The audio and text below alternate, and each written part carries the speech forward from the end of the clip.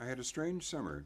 I covered the State Department a little bit, and then they put me on to covering civil rights and the White House as a number two. So I went frequently to Birmingham, Alabama, Montgomery, Alabama, and a lot to Cambridge, Maryland, which was the closest of the civil rights troubles to Washington.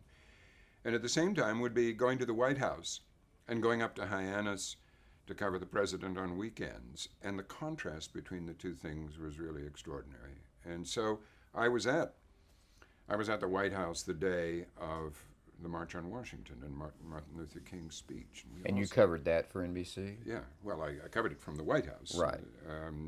They covered it, as everybody did, live on television. But we were sitting there. The White House press corps was smaller then. The old press room was much smaller, old-fashioned.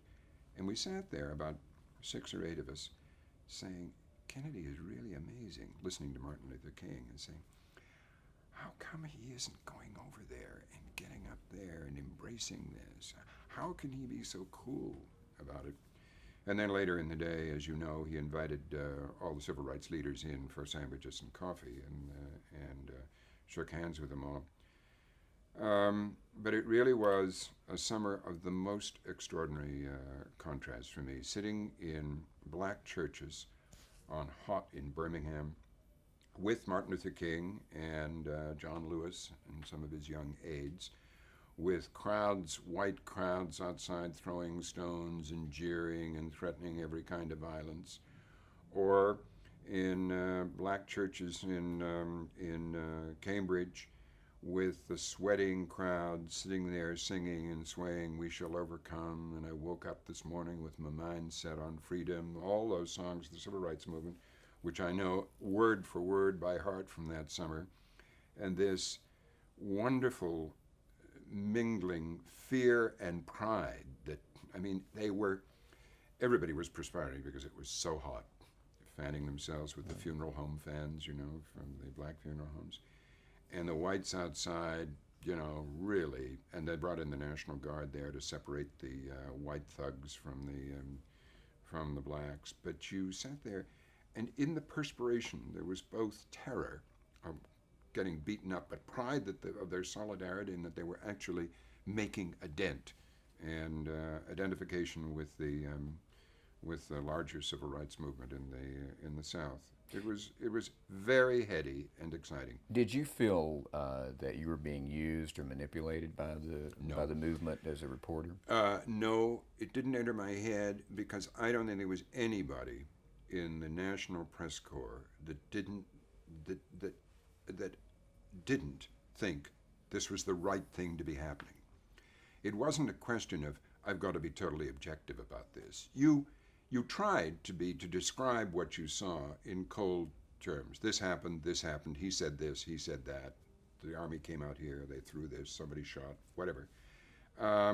But it was like being for democracy. Mm-hmm. You didn't have to. There was a question where your objectivity was.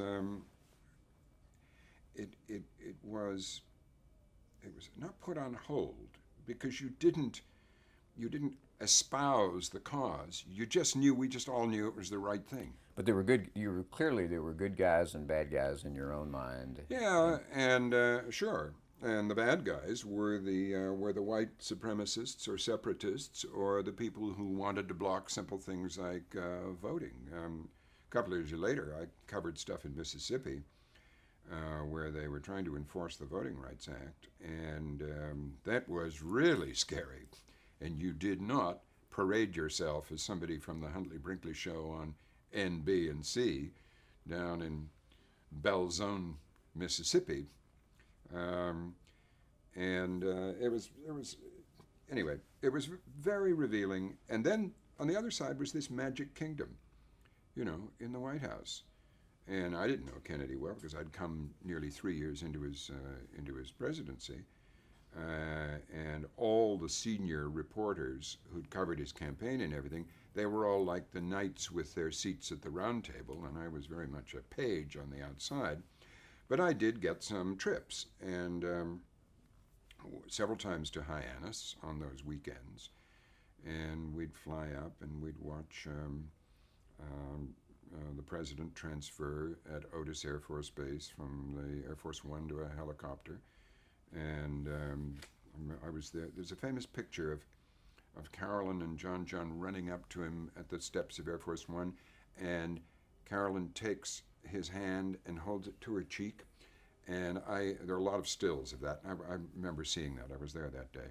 And then you go to Hyannis, and the press would be taken in one helicopter and land there in front of the ambassador's house, Joseph Kennedy's house.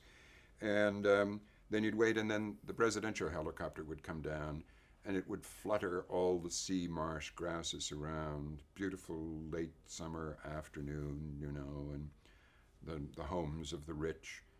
And then this parade of women in Pucci dresses would come out. All the Kennedy women would come out. And then the president would disappear inside.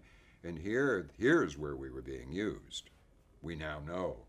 Because here was this display of absolute American family values and normalcy and, reunion of working husband with wife in the lovely family compound and everything. And of course, we now know what was going on, which I knew nothing about then.